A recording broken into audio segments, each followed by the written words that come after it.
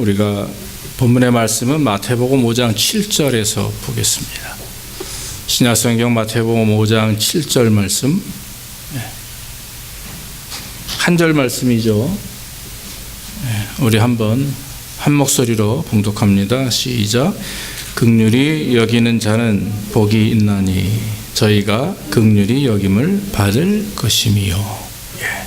아멘. 여러분 한 주 또 암송하면서 말씀을 묵상하기 원합니다. 오늘은 팔복 대한 말씀 다섯 번째, 긍휼히 여기는 자의 복이라고 이렇게 성경은 말합니다. 그 복은 긍휼히 여김을 받을 것이다 하는 거죠. 이 긍휼이라고 하는 말을 보면은 한문으로 보면은 긍자가 이제 불쌍히 여기다라는 말이고 휼이 구제한다 그런 말입니다. 그러니까 불쌍히 여겨서 구제한다는 말이 긍휼이라고 하는 말이죠. 헬라어는 에레네오, 이제 에레에오라고 하는데 그건 뭐냐면 자비를 베풀다 그런 뜻입니다. 그러니까 여기에 나오는 말씀은 이제 예수님이 쓴 에레오라고 하는 말인데 그건 불쌍히 여겨라, 자비를 베풀라 그런 뜻입니다. 그런데 구약 성경에도 긍휼이라고 하는 단어가 많이 나옵니다. 근데 그곳에서 말하는 긍휼은 자비, 긍휼 같은 말인데 비슷한 의미인데 약간의 단어 하나를 가지고 이해하기보다는 구약에서 말하는 캐세드라고 하는 말의 의미는 공경에 처한 사람을 보면서 그 사람과 같은 아픔을 공감한다라고 하는 의미가 있습니다. 힘들고 어려운 사람을 보면서 그 사람이 가지고 있는 아픔과 고통을 나도 공감하는 걸 말하는 거죠. 그것을 이제 히브리어에서 캐세드라고 하는 단어를 사용하시며 그렇게 성경은 우리에게 말씀하고 있습니다. 그래서 이 캐세드라고 하는 말, 이 말은 우리가 타인의 마음속에 들어가서 그의 입장으로, 그의 어떤 눈으로 그 사람을 보며 그 상태를 확인하며 또 그분이 가지고 있는 고통스러운 느낌을 같이 갖는 것, 그것을 우리가 캐세드, 다시 말하면 긍휼히 여긴다 그런 뜻입니다. 여러분 그 공감이라고 하는 그 말 안에는 두 가지 이제 낱말로 표현되는데 서로 함께하다라고 하는 그 순이라고 하는 단어가 있고요. 경험하고 고통당한다라고 하는 그런 그 파솔레이라고 하는 그런 단어가 있습니다. 근데 그 말은 뭡니까? 합해보면 공감한다는 말이 저 사람이 당하는 고통과 어려움을 나도 같이 당하는 걸 말하는 거예요. 저 사람이 가지고 있는 아픔을 나도 같이 아파하고 또 저 사람이 가지고 있는 기쁨과 감사를 나도 같이 감사하고 기뻐하는 것, 그것이 공감이라고 그러죠. 그래서 오늘 긍휼이라고 하는 단어와 공감이라고 하는 단어는 그것은 같은 의미에서 사용되어지고 있다라고 하는 것입니다. 오늘날 여러분 시대를 살면서 우리가 경험하는 게 뭡니까?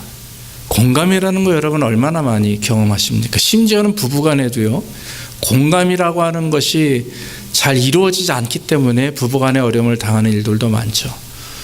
부자간에 자식간에도 마찬가지입니다. 부모 자식간에도 마찬가지인데 하물며 세상의 사람들이 인생을 살아가며 이 사회성에서 나와 모르는 사람들과 관계가 없는 사람들과 같이 어우러져 살아가면서 어떤 경우에는 동료가 될 수가 있고 어떤 경우에는 오너와 커스터머가 될 수가 있고 어떤 경우에는 여러 가지 부류의 사람과의 관계 속에서 우리가 요즘에 여러분 상대방의 입장을 공감하며 살아가는 일들이 사실 굉장히 많이 줄어들었어요. 다 내 입장, 내가 불편하고 또 내가 괴로우면 안 하려고 하고 또 남이 반면에 불편하고 괴로운 일에 대해서는 별로 관심이 없는 세대가 사실은 오늘날 우리의 세대라고 생각이 됩니다. 많은 사람들이 자기 감정에 갇혀 있죠.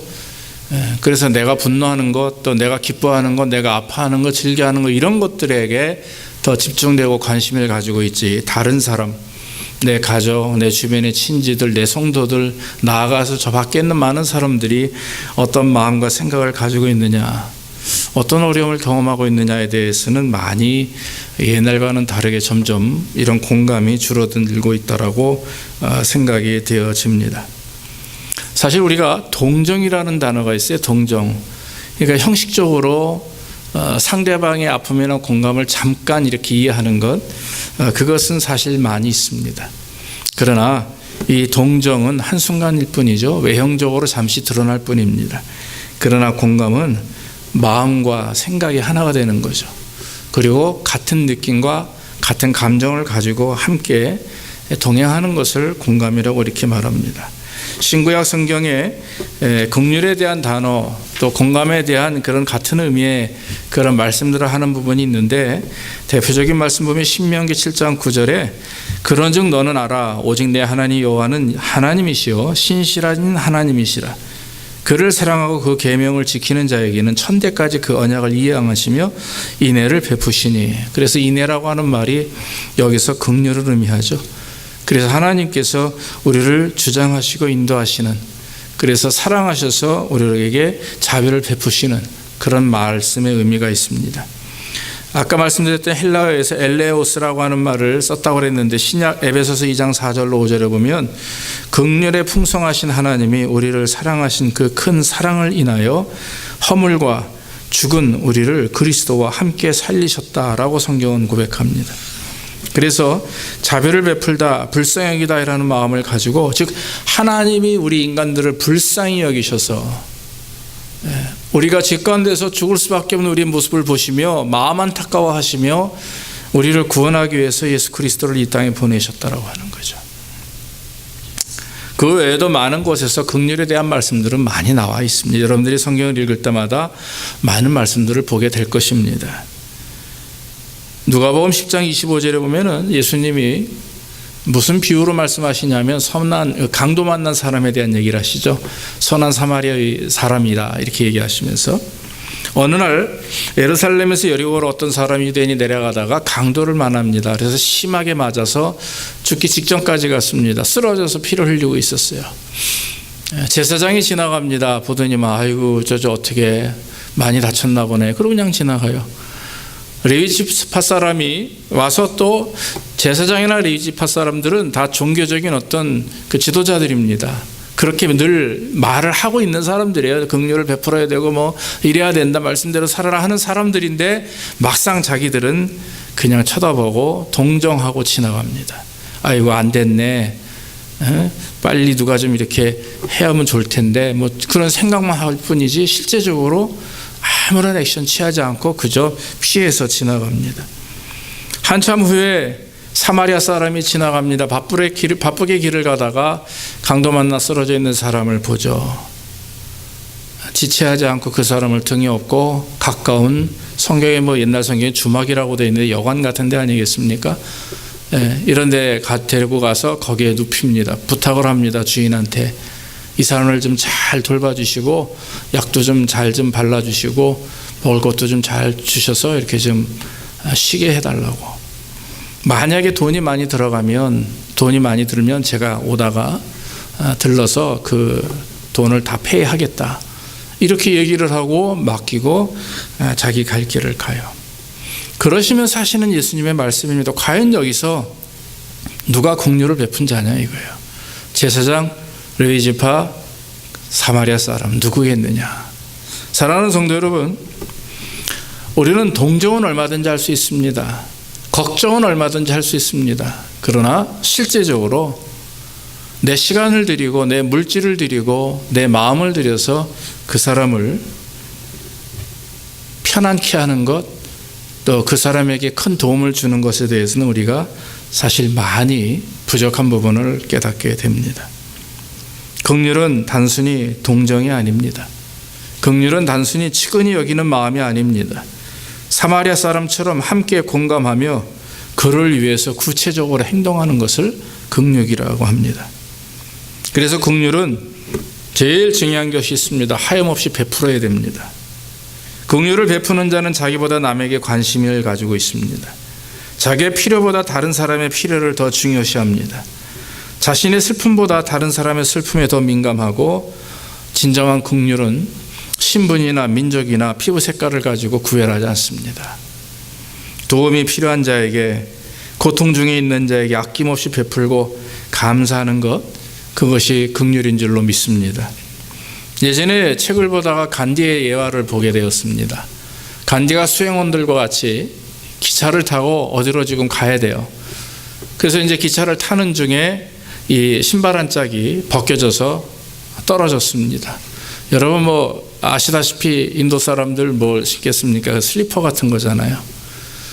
그래서 이제 수용원이 이렇게 내려가서 주스려고 했는데 기차가 이제 막 움직여요. 그러니까 이 간디가 다른 왼쪽 발에 있는 신발도 벗었더니 그냥 바깥에 던져버리는 거예요. 아니 지금 오른쪽 신발 그 슬리퍼 떨어졌으니까 주워오려고 했는데 아이 됐다 그러면서 왼쪽에 있는 신발을 바깥으로 던져버리면 자기는 맨발이 됐죠. 수용원이 물어봅니다. 아니 간디 왜 그렇게 하셨습니까? 그랬더니 하는 말이 재미있어요. 어떤 가난한 사람이 기찻길 옆을 지나가다가 슬리퍼 하나를 보았을 때 분명히 이 사람은 오른쪽을 주웠으면 왼쪽 거 찾을 것이다. 그 가난한 사람에게 있어서는 그 두 짝이 다 필요하지 않냐. 나는 다른 신발이 있으니까 그걸 그렇게 주는 거다라고 했다라고 하는 거죠. 실제 있었던 일이라고 합니다. 사랑하는 성도 여러분, 정말 중요한 것은 내가 필요를 내 스스로 채우기보다 다른 사람의 필요를 먼저 생각하고 그 사람을 위해서 그들을 위해서 자기 것을 아낌없이 줄 수 있는 거, 이게 긍휼의 마음이에요. 그런데 사실 여러분 예수 시대에 아시다시피 예루살렘에 있는 그 갈릴리 호수 주변에서 이스라엘 사람들이 거기서 많이 생활을 했어요. 특히 베드로와 야고보, 요한도 갈릴리 호수 주변에서 물고기를 잡다가 주님을 만났죠. 베드로도 아시다시피 여러분 하루하루 물고기를 잡아서 먹고 사는 가난한 사람이었습니다. 그런데 여러분 실제 있었던 일입니다. 실제 역사적으로 볼 때 여러분 오병이어의 기적 기억하시죠? 어린아이가 보리떡 5개하고 물고기 2마리를 도시락으로 싸왔는데 그 근원이 뭐냐 하면 그 당시 이스라엘 백성들 특히 갈릴리 호수 주변에서 고기를 잡던 사람들의 고기를 잡고 나면 내다 팔 수 있는 좀 큼지막한 고기는 자기가 그래도 가지고 와서 팔아야 되니까. 그런데 작은 고기들이 있어요. 아주 작은 피레미 같은 거야 버리겠지만 그래도 팔기도 좀 그렇고 먹자니 좀 이런 거는 갈릴리 호수 주변에다가 이렇게 쭉 펴놓는답니다. 버리는 거예요. 놓고 가는 거예요.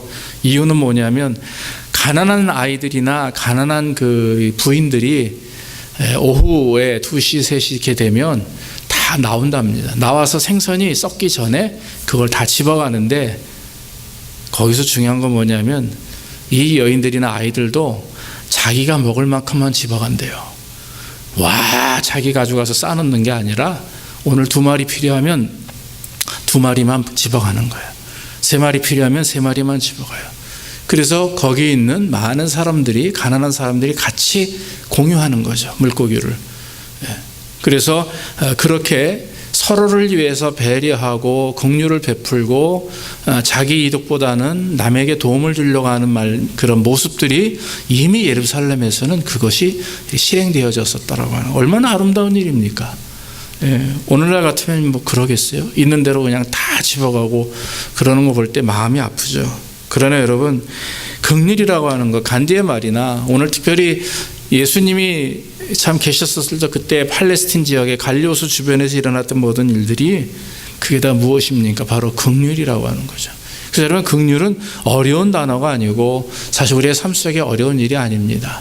나보다 남을 낮게 여기고 나의 마음, 내 삶보다 또 남에게 관심을 가질 수 있는 것 나도 중요하지만 내가 중요한 만큼 다른 이가 중요하니까 그 사람들을 위해서 내가 가지고 있는 물질을 나누고 시간을 나누고 또 이런 여러 가지 건강을 나누는 것은 그건 진정한 긍휼의 삶이라고 하는 것입니다. 그런데 우리가 사실 이런 긍휼의 마음이 있지만 종종 안 되는 이유가 있어요. 넘어지는 부분이 있어요. 이유가 뭡니까? 물질에 대한 우리의 마음이죠.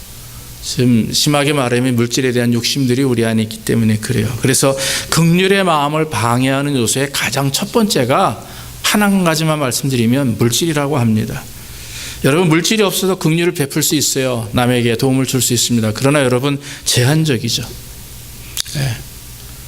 내 주머니에 10불밖에 없는데 남을 도우려면 10불밖에 최대한 할 수 있는 게 없잖아요. 그러나 내 안에 물질적인 풍요가 있으면 더 많은 것으로 도울 수가 있다라고 하는 거죠. 배고픈 자에게 먹을 것을 줘야 되고 아픈 자에게 약을 줘야 되고 추운 자에게 옷을 벗어 던져야 되고 고통당하는 사람들에게 고통을 해결할 수 있도록 도움이 되기 위해서는 우리에게는 물질이 필요합니다. 그러기 위해서 우리는 그 주신 물질을 나눌 수 있는 또 마음도 필요하다라고 하는 거죠. 제가 98년도부터 99년도 약 2년 동안 사우스캐롤라이나에 있는 얼스킨이라는 신학교에서 공부를 했어요. 그때 여러분들 기억나시겠지만 98년도가 우리나라 IMF 한참일 때입니다. 학교에서 어떤 자매 한 분이 아버님이 한국의 작은 교회 목사님이신데 유학을 왔어요. 그런데 이 자매가 IMF가 나고 나니까 정말 교회가 너무 어렵고 힘드니까 학교를 더 이상 할 수 없는 지경이 되었어요. 그래서 그 문제를 가지고 상담을 하면서 학교 상담사하고 말씀을 이렇게 얘기를 하는 중에 학교에서 4년 장학금을 주기로 결정을 했다는 거예요. 그러면서 이제 나오면서 저희가 이제 한국 사람이 그때 3-4명밖에 없었어요. 저희한테 얘기하는 겁니다. 목사님 이런 일이 있었어요. 그러니까 우리가 깜짝 놀랐죠. 그래?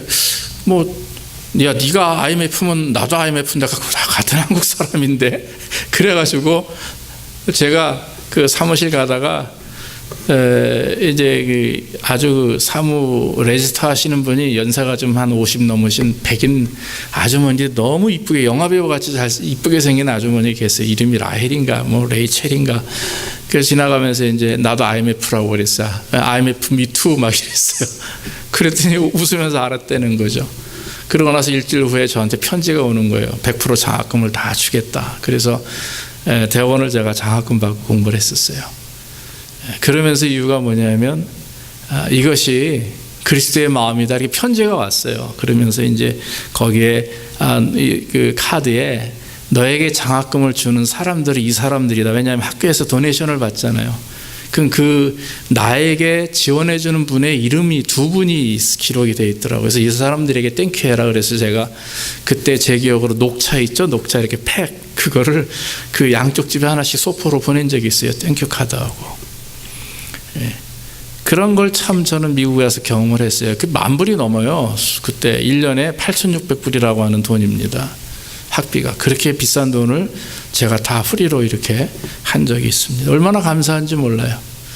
그런 얘기를 하고 수업 중에 이제 IMF에 대한 얘기를 하는데 내 옆에 있는 백인 할아버지 목사님이 갑자기 내 책상에다 이렇게 뭘 올려놓는 거 보니까 20불짜리 캐시예요. 그러면서 너 이거 빵 사 먹어라 그러는, 햄버거 사 먹으래요. 근데 IMF에 대한 얘기를 막 하고 있었어요. 한국의 경제 문제에 대해서 얘기를 하고 있었을 때 그렇게 주더라고요. 그래서 창피한 것이 좀 있었지만 그래도 감사하는 마음으로 그날 우리 동기 셋이서 버거킹 가서 햄버거 먹은 기억이 나요. 그런 걸 보면서 긍휼이라는 것, mercy라고 하는 것, 이렇게 해서 남을 돕는다는 마음이 이 사람들에게는 있구나, 기본적으로 깔려 있구나. 신학교이기 때문에 그런 것도 더 있겠죠. 제 외삼촌도 에머리에서 박사 공부하고 그러실 때 학비를 안 내고 공부를 하셨어요.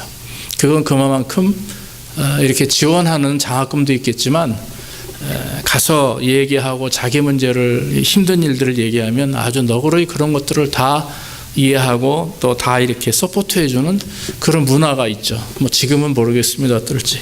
그러나 여러분, 긍휼이라고 하는 마음, 또 긍휼을 우리가 베풀고 또 이럴 때는 가장 중요한 것이 우리에게 사실 물질적인 그런 마음도 있어야 됩니다. 그러니까 우리가 만약에 물질에 대한 그 욕심이 있다면, 내가 가진 것을 남에게 어떻게 나눠? 내가 어떻게 번 건데? 이런 마음을 가지고 있다면 돕는 것이 사실은 어렵죠. 성경에 여러분 뭐라고 말합니까? 성경은 물질에게 우선순위를 두지 않습니다. 어느 날 어떤 부자 청년이 예수님께 와가지고 어떻게 영생을 얻느냐 물어보죠. 예수님 뭐라고 얘기합니까? 내 소유를 다 팔아 가난한 자들에게 나눠주고 그리고 너는 나를 따르라 그래요. 아세요? 예수님이 지금 부자 청년의 마음속에 진짜 영생을 얻기보다도 그 영생을 얻게 하기 위해서 버려야 될 게 있거든요. 그 버려야 될 게 뭡니까? 물질을 다 포기하고 나를 따르라 이거거든요. 그 부자 청년이 근심하며 돌아갔다 그랬어요. 결국 그 사람은 예수님을 만날 수 있는 기회를 놓친 거죠. 구원받을 수 있는 중요한 기회를 놓쳤어요. 왜냐하면 그 마음에 구원보다도 영생보다도 사실은 물질이 그 안에 가득 차 있기 때문에 그래요. 사실 이 말씀은 오늘날 우리에게 하시는 말씀이라고 전 믿어집니다.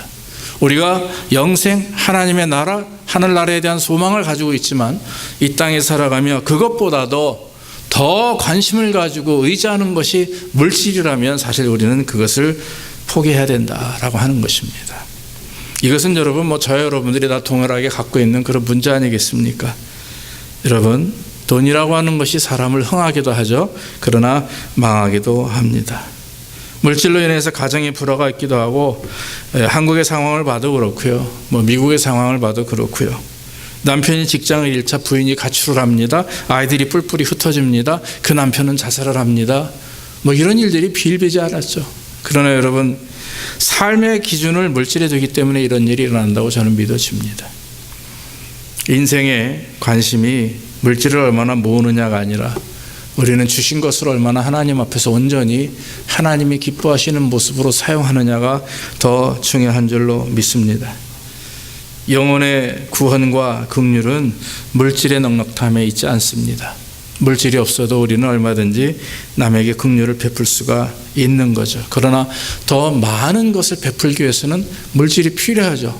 그 물질을 위해서, 즉 그 어떻게 사용하느냐가 우리에게 더 중요하다고 하는 것, 성경은 우리에게 그렇게 말씀하십니다. 이렇게 긍휼히 여기는 자에게 하나님이 복을 주시는데 그 복이 뭐냐 하는 것입니다. 누구로부터 긍휼을 얻게 되느냐. 긍휼히 여기지 않는 복이 있나니 저희가 긍휼히 여김을 받게 된다라고 그랬어요. 긍휼히 여김을 받게 된다. 여러분, 성경에서 말씀하시는 것 가운데 심은 대로 거둔다라고 하는 말씀이 있죠. 근데 사실 성경 전체를 보면 우리가 하나님 앞에 또 사람들에게 심을 때 하나님이 이렇게 더 허락하시고 축복하신다라고 하는 그런 사실 논리가 이해가 됩니다. 심은 대로 거둔다는 말이 있듯이 긍휼의 씨를 심으면 긍휼의 열매를 얻게 됩니다. 그건 바로 하나님께로부터 오는 거죠. 마태복음 9장 13절에 너희는 가서 내가 긍휼을 원하고 제사를 원치 않아 하노라 하신 뜻이 무엇인지 배우라. 내가 의인을 부르러 온 것이 아니요 죄인을 부르러 왔노라 그랬습니다. 내가 긍휼을 원하고 제사를 원치 아니하노라. 그건 뭡니까? 그 당시 이스라엘 바리새인들이나 이런 제사장들이나 이런 사람들이 열심히 예배도 드리고 제사도 드리는데 마음 중심에 하나님을 사랑하는 마음이 없고 저 어려운 사람들을 사랑하고 구제하고 베풀려고 하는 마음이 전혀 없어요. 그저 자기에게만 쌓기를 원하죠. 그리고 더 많이 주시옵소서 하는 거예요. 그러한 사람들을 향해서 예수님께서 하신 말씀이죠. 야고보서 2장 13절에 긍휼을 행하지 아니하는 자에게는 긍휼 없는 심판이 있으리라. 긍휼은 심판을 이기고 자랑하느니라 그랬어요. 이와 같이 여러분, 긍휼이라고 하는 것은 귀한 일입니다. 여러분, 성도의 의미가 무엇입니까? 제사죠. 예배입니다. 그런데 그 예배가, 하나님을 향한 그 예배가 긍휼의 마음이 없으면, 하나님을 향하여 사랑하는 마음과 또 나아가 예배를 드릴 때는 하나님뿐만 아니라 그 하나님이 주시는 그 은혜와 사랑을 경험하기 때문에 우리는 그것을 그대로 가지고 세상을 향해 사람들을 향해서, 고통과 아픔 속에 있는 사람들을 향해서 그들에게 증거하고 전달하는 것까지가 예배라고 하는 거예요. 믿습니까? 예배는 주일날 교회 와서 이 자리에 앉아서 드리는 것으로 끝나는 게 아닙니다. 여러분들을 돌아가시고 집에 가셔서 월요일부터 토요일까지 하시는 모든 삶 자체를 우리는 하나의 성도의 삶은 예배라고 저는 믿습니다. 그렇기 때문에 무엇을 말하며 무엇을 행하며 무슨 생각을 하며 어떻게 행동하느냐가 다 전부 예배예요. 사람들은 우리를 보지 않을 수 있어요. 우리는 우리 스스로 아니라고 생각할 수 있지만 하나님이 우리를 보실 때는 지금 제가 삶 가운데 나에게 예배하고 있는가, 그렇게 하나님은 여기신다라고 하는 거죠. 사랑하는 성도 여러분, 예배를 잘 드림으로 복을 받으시기를 주의 이름으로 축원합니다. 삶 가운데 긍휼을 베풀고 죽게 하듯이 남에게 하는 거예요. 주님께 사랑을 받았으니 그 그리스도의 사랑이 뭡니까? 자기 자신을 죽기까지 사랑이죠. 하늘 보좌에서 내려오셔서 사람의 몸을 입고 이 땅에 오셔서 저 여러분들의 죄를 구원하기 위해서 십자가에 죽으신 것, 그것이 바로 그리스도의 사랑이고 하나님의 마음 아니겠습니까?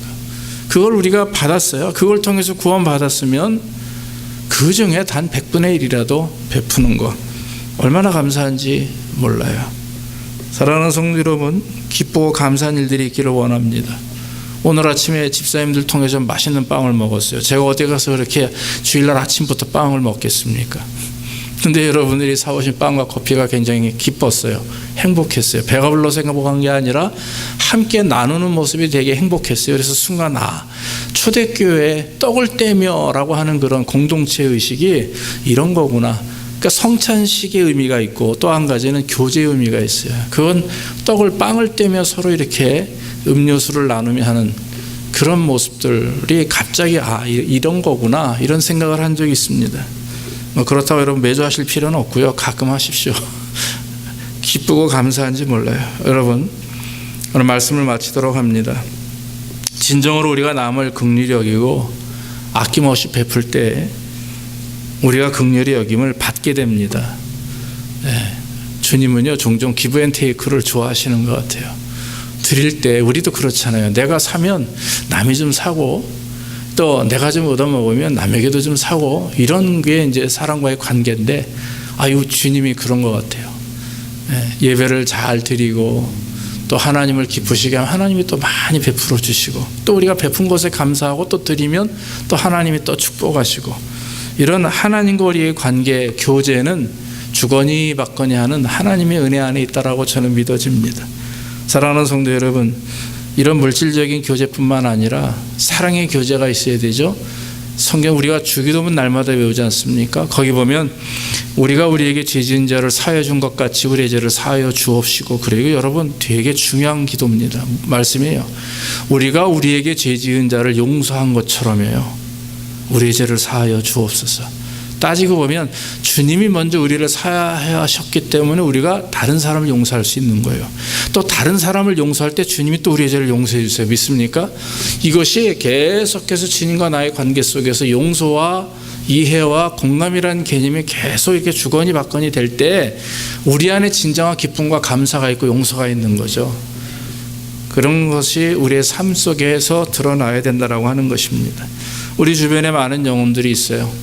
그 영혼들이 우리와 가까운 영혼들도 있고 우리와 좋은 친분의 관계를 가지고 있는 분들도 있지만 그렇지 못한 분들도 있잖아요. 참 보면 밉상이고 또 저 사람 왜 또 오늘 나타날까 이런 사람도 있어요. 미워하는 사람도 있고 반면에 좋은 사람도 있고 또 부자도 있지만 가난한 사람도 있고 건강한 사람도 있지만 병든 자도 있고 수없이 많은 종류의 사람들이 우리 주변에 있습니다. 우리는 그 사람들을 다 이해하고 받아들일 수 있는 넓은 아량 그리스도의 마음이 필요해요. 왜냐하면 우리는 용서받은 사람들이죠. 그렇죠? 거저받았기 때문에 용서함을 받았기 때문에 우리는 그 사람들을 용서해야 됩니다. 이해해야 됩니다. 그리고 그리스도의 사랑으로 품어야 됩니다. 그럴 때 우리에게 하나님의 긍휼이 임하신다라고 하는 거죠. 그러므로 사랑하는 여러분, 오늘 말씀을 통해서 우리는 이미 받은 사람들이에요. 이미 느낀 사람이고 경험한 사람들입니다. 우리가 받고 경험한 이 축복과 은혜, 이 감사와 이런 구원을 나누기 위해서는 우리가 어떻게 해야 되겠어요? 긍휼을 베풀어야 되죠. 그럴 때 하나님 우리에게 더하실 것이고 우리가 여러분 주변에 있는 모든 사람들, 심지어 미운 사람들까지도 끌어안고 기도하고 사랑함으로 정말 그리스도의 사랑이 우리 안에서 날마다 차고 넘치는 은혜가 있도록 저와 여러분들이 긍휼을 베풀고 나아가 긍휼을 경험하는 귀한 삶이 되기를 주의 이름으로 축원합니다. 기도하겠습니다. 하나님 아버지 감사합니다. 오늘도 부정한 종을 통해서 하나님의 말씀을 증거할 수 있도록 인도하시니 감사합니다. 긍휼히 여기는 자는 복이 있다고 했습니다. 하나님의 채우시되 긍휼히 여김을 받게 하신다고 하셨습니다. 하나님, 우리가 하나님이여 불쌍한 마음을 가지고 안타까운 마음으로 우리가 아버지 하나님 많은 사람들을 구제하며 또 구원하며 복음을 증거할 수 있도록 인도해 주시옵소서.